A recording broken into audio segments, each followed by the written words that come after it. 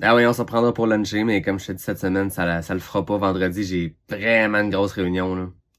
Vendredi soir, un 5 à 7. Hey, j'aurais aimé ça, mais je peux pas, j'ai une réunion.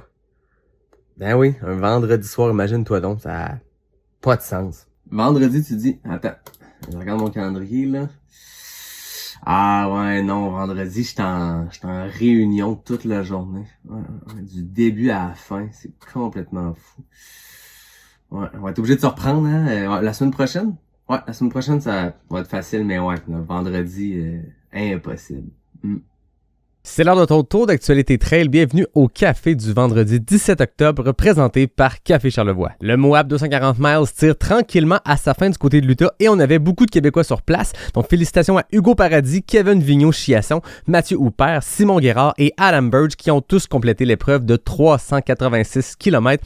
Mention spéciale à Dave Landry et Sandra Lafontaine qui ont complété Moab, mais également Tao 200 et Bigfoot 200, ce qui fait d'eux des finishers de la Triple Crown of 200. Plus de 5500 participants sont attendus du côté du Mont-Saint-Anne pour le plus grand événement trail en Amérique et j'ai nommé le Défi des couleurs, qui a des distances allant de 1 à 42 km, ainsi que les championnats canadiens de course en montagne sur le format vertical samedi et classique up and down dimanche.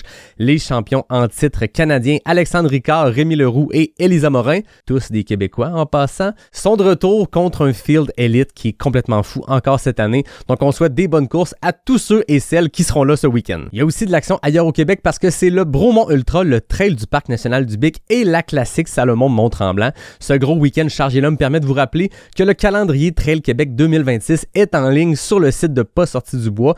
Tous les événements qui ont déjà confirmé leur date 2026 sont là et les autres seront ajoutés, donc calendriertrailquebec.com. C'est la grand-messe du trail du côté de l'île de la Réunion alors qu'il y a déjà des épreuves qui sont en cours et on a beaucoup de Québécois sur place. Sur la Diagonale des Fous, l'épreuve reine de 175 km et 10 500 mètres de dénivelé positif, on surveille Marianne Hogan, Anne Champagne, Lynn Pelletier, André Gagné, Marco Sylvain, Marie-Philippe Corriveau, Ben Boudreau, Karine Guinard, Laurent Guérin, Xavier Barrette, Charles Perrin et Sébastien Lacombe. Il y a aussi Julie Lesage sur le trail de Bourbon, Amélie Paquette sur le Métis Trail, Jean-Sébastien Biard et Yves Aubu sur la Mascareigne. On surveille tout ce beau monde-là puis on leur souhaite une bonne course. Le Trail des Collines en Outaouais, officiellement notre premier événement trail de la saison estivale au Québec, a discrètement teasé cette semaine l'arrivée de 2 nouvelles distances ultra et ce, dès la prochaine édition, le 2 mai 2026. On parle d'un 55 km et d'un 85 km et l'organisateur Xavier Plouffe me confiait que ça va être sur des nouveaux sentiers jamais explorés en événement.